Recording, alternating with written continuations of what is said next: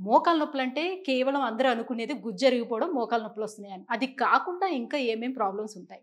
అదే ఎప్పుడు గాని మన బాడీ పార్ట్‌లో ఏదన్నా నొప్పి వచ్చింది మనకి. నొప్పొస్తే ఒక చిన్న చిన్న టాబ్లెట్స్ యేసుకుంటాం. ఒక వారం చూస్తాం.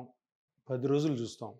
తర్వాత ఆ నొప్పి తగ్గట్లేదు. ఏది ట్రీట్మెంట్‌తో పాటు అంటే టాబ్లెట్లు యేసుకుంటూ, ఎక్సర్‌సైజ్‌లు చేసుకుంటూ, రెస్ట్ ఇచ్చినా కూడా తగ్గకపోతే వెంటనే మనం చేయాల్సిందేంటంటే, అసలు ఆ పార్ట్‌లో ఏం జరుగుతుంది? తప్పకుండా తెలుసుకోవాలి. మోకాలు నొప్పి వచ్చింది అంటే మోకాలులో ఏదో ఒక డ్యామేజ్ అయితేనే కదా నొప్పొచ్చేది. ఆ డ్యామేజ్ పార్ట్స్ ఏమేమి ఉంటాయి? అసలు మోకాలులో ఏ స్ట్రక్చర్స్ ఉంటాయి? ఏ స్ట్రక్చర్స్ డ్యామేజ్ అవ్వడం వల్ల నొప్పొస్తది? ఏ స్ట్రక్చర్స్ డ్యామేజ్ అవ్వడం వల్ల కొన్ని సార్లు నొప్పే రాదు అన్నది ఇంపార్టెంట్. అంటే అది డాక్టర్లు డ్యామేజ్ అయినా చూసుకుంటారు. కూడా పెయిన్‌లెస్‌గా ఉంటుంది. అంటే ఇప్పుడు మోకాలికి మనము ఎంఆర్ఐ తీసాం. దాంట్లో 10 ఫైండింగ్స్ ఇచ్చుంటారు రేడియాలిస్ట్. హ్మ్. ఇప్పుడు మనమేమో డాక్టర్‌గా ఏం చేయాలి? అసలు ఏ పార్ట్ వల్ల నొప్పొస్తుంది?